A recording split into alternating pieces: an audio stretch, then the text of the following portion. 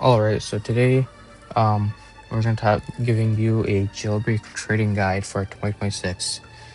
Um, Trading in jailbreak has transitioned into a manipulative process, so it's going to be very difficult for you to make trades these days. But this is a guide to help you do that. Um, so here we go.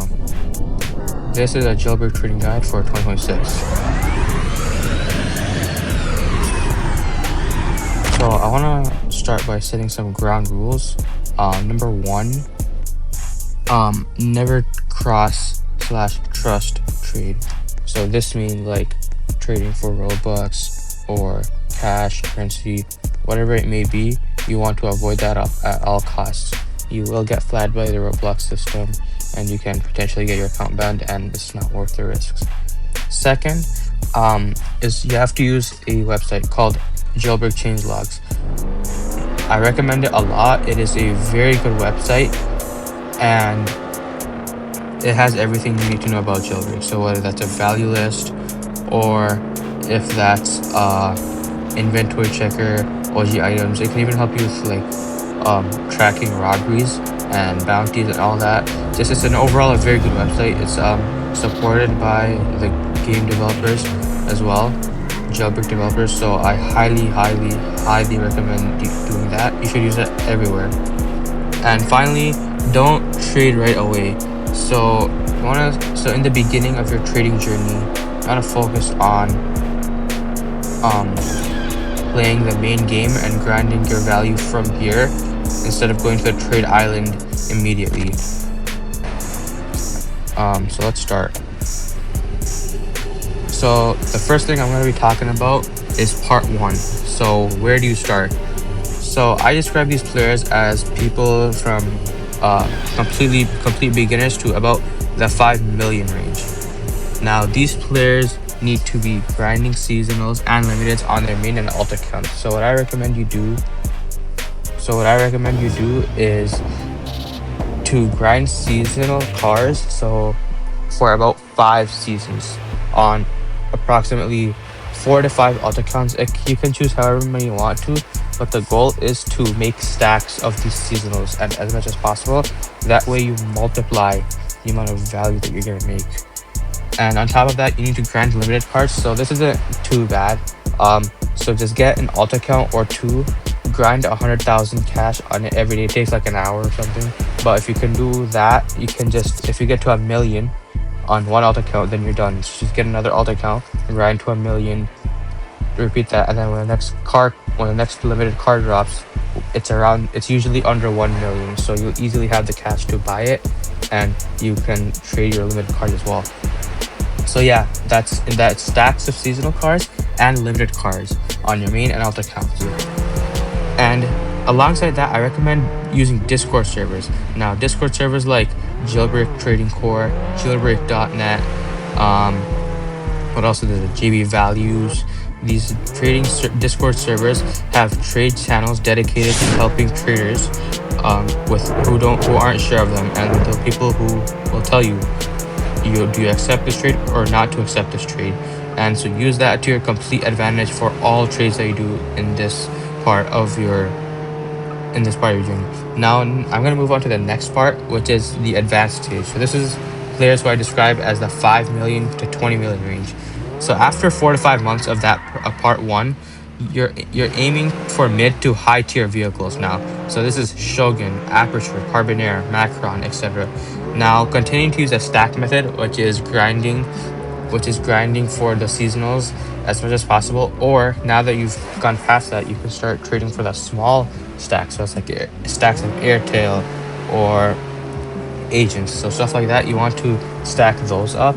Now, and the one thing I will tell you to do not dump all of your values into one high expensive item. That's like checkers or like other expensive items. So like M12 maybe, or Proto. You don't want to trade for those because those have potential to completely fall off the demand and you'll lose all your value. And in general, people don't like to trade for just one single item. Usually they like to trade for a variety of them. So it's better to just have multiple items, and the reason for that is to spread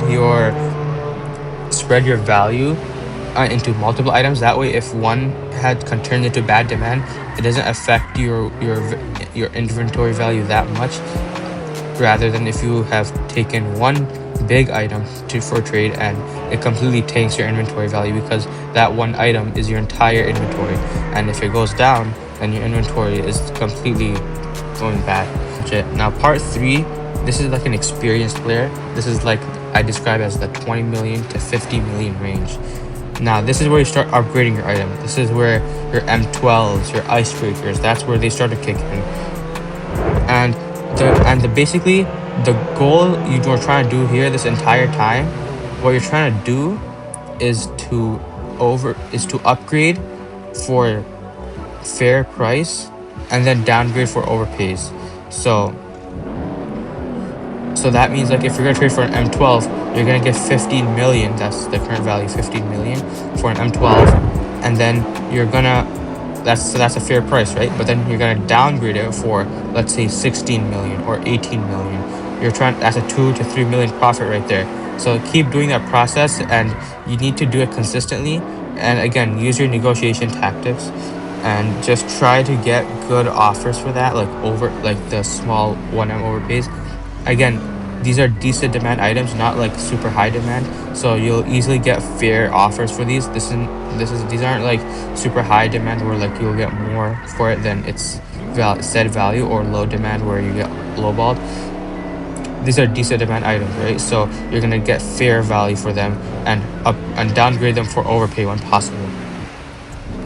And start looking for trades across Discord servers. So when I say this, usually you have a better chance of finding trade requests on the Discord servers, unlike the Trade Island, which is restricted to just a few parts of the player base.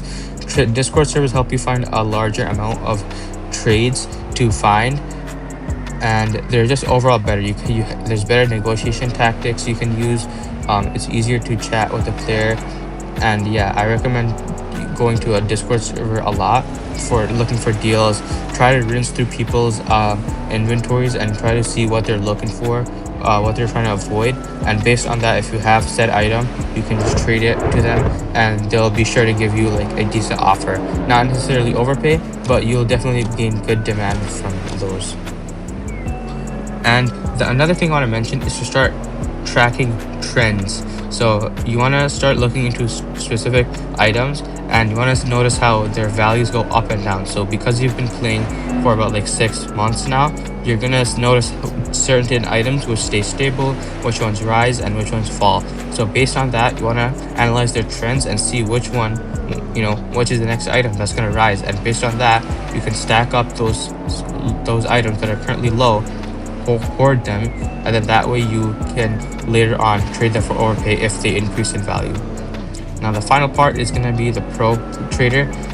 These people I describe as traders from 50 million to 100 million. Now these players, you can start trading for your desired items. So you know how you've had dream cars, like you want to have a javelin or you want to have spin rims. You can start doing that if you've reached this certain level of trading, and now you want to make sure to downgrade for overpay. So by this point, you probably have quite a few apertures, Parisians, all that. The goal is you want to start downgrading all of them for overpay. That's going to help you increase your value and increase your future inventory's net worth. And also start stacking mid-tier cars. So the apertures that I said to downgrade, yeah, you have to start stacking them, and then players will give you overpays for them. Like for example, aperture currently 8.5 million. So if you have 8 of those, that's a lot of value. That's almost 64 million. You can easily get like javelin and like 15 million in ads for that, because aperture is currently decent demand right now, and players are willing to give small overpays if you have stacks of those items. Now part 5 are legendary traders. These are the smartest level traders, over 100 million net worth value. So 100 million onwards, you're considered a very good trader. Now, these type of players are smart because they invest in low demand items. So this is like this is basically where you hawk the copies of certain items. So let's say Poseidon, right? 2.5 million, right? Super low demand. What they will do is they'll go out there and look for every single Poseidon that's out there, trade for them. So let's say they'll stack like 20 or 30 of them. Then they'll keep it for like around 2 to 3 weeks, and when the player base starts demanding them and they don't give it out, then players starts getting desperate and then they overpay for Poseidon, and that's where their value comes in. That's where the profit comes from. When you stack and keep items, you stop the market, and then when the market demands it, you can just sell it for overpay. Now, continue the upgrade and downgrade cycle, which is to upgrade for fair, downgrade for overpay. This is gonna help you across all levels of trading, no matter what. So just continue doing that, and always aim for mid tier, high tier demand. Do not go for low demand at all. And yeah, do not and always settle for mid to high tier. Never go for low tier because those are impossible to trade.